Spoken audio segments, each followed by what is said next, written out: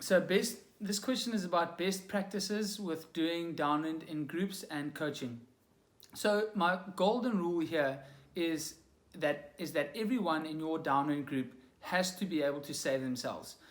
Don't go on a downwind in a group and rely on other people to save you. One, you hardly ever see people out there. The bigger the conditions get, I've been next to people 10, 15 meters away from them and you can't find them. You can't see them. So most probably you're going to feel as though you're alone. And secondly, once you stop and start looking for people, you actually put yourself in danger.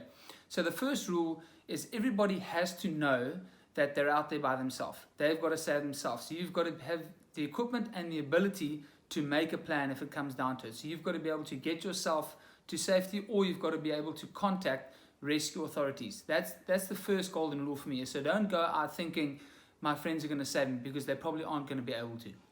Secondly, what we do, our next most important tip is if we're going in the downwind, we always reverse start the group slowest to fastest. So what we try and aim is get those intervals that during the midway point of the downwind on a miller's run on the downwind camps, we like everyone to meet up at the lighthouse, which is halfway, which is about 5 kilometers from Fisher Beach. So we'll stagger the group so that the faster guys will generally catch up to the slower guys around the midpoint. And then the next thing is you try to get everyone to paddle on the same line. So we have midpoints and the end point obviously the same, and we try and get everyone on the same line so that as we're paddling past each other, everybody's checking up on each other.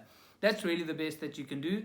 There are other techniques like stopping and meeting up with people, but I haven't found those to be too helpful, because it's quite hard for people to find each other, and stopping really breaks your rhythm, which in turn messes up your rhythm, which actually can lead to you getting in danger or getting cold.